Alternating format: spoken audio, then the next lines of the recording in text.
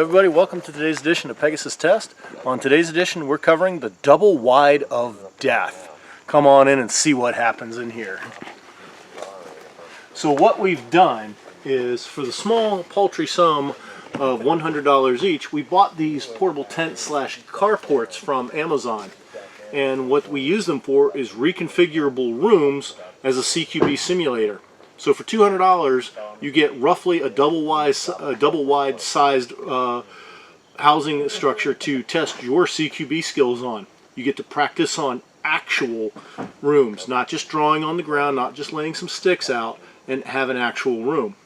Now for doors, all we simply do is fold back one of the walls and create a door size opening.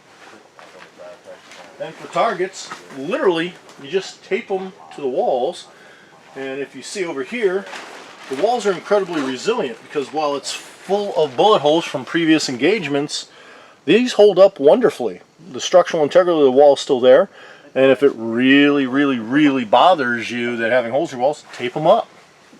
So we were able, by combining two of these units, to have a nice 4-bedroom double wide. One with a big great room slash hallway, and then 3 individual rooms that we need to go through and clear. And what we did is, for targets, to keep prices down, we just used simple IPSC targets. Another thing we did to get good data feedback on our training is we used game cams, and we've positioned one in each room, and they're set up to get us as we come through the door and take action against the targets inside.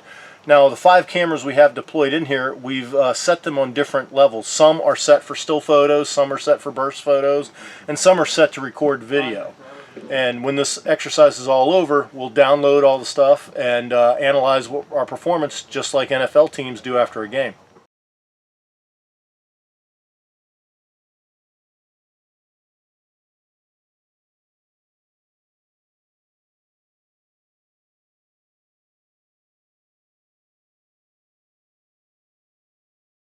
Our double wide of death is a low-cost CQB training simulation, but there are some things you have to consider. When you assemble this, you have to have it in a place where your bullets can safely go. As shooters, we're all responsible for knowing our target and what's beyond, and we're responsible for each and every bullet we launch. So we have a place we can set this up where we have literally 360-degree coverage, but we had very specific angles of fire, and that's why we set the targets up the way they were as a safety precaution in addition to that. If you use this method, you need to do the same thing. You cannot just set this up on your front lawn and do it. You have to have a safe area that you're doing it in. Secondly, some of the footage that you're seeing in this video is obtained by the use of trail cams. This was to get a perspective view that of someone in the room as it was being assaulted. At no time was any of that video or still photography taken by a human actually in the room with bullets being fired at them. We're not the SAS. We're not at that level. Game cams, I have to say again, are a great low-cost training aid. In addition to what they're designed to do, they do have video functions and they do have still photography functions, and they record a lot of excellent data. It's a little hit or miss about when you set the sensors off, and you don't always get good shots, and that's just a fact of life. But for the low cost of them, it's a pretty good training aid. I would encourage people to video their training, not to put it off on social media per se, but to, like an NFL professional team does, review your footage, see how your tactics, techniques, and procedures are working, and make changes where necessary.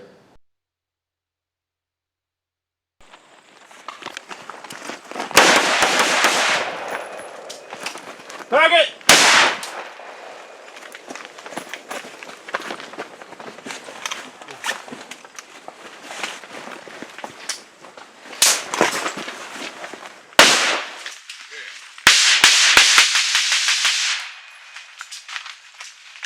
Coming out.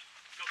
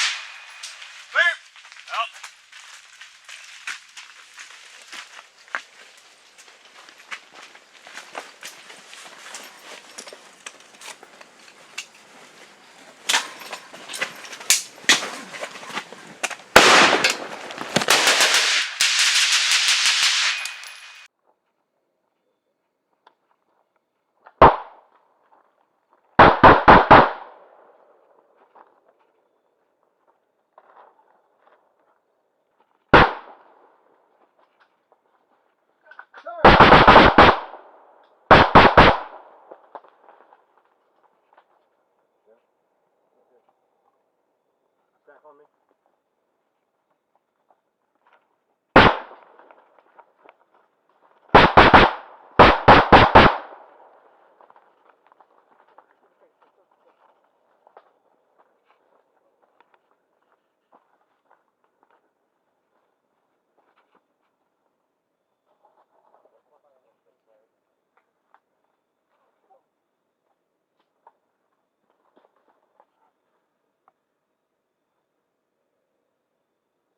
Go!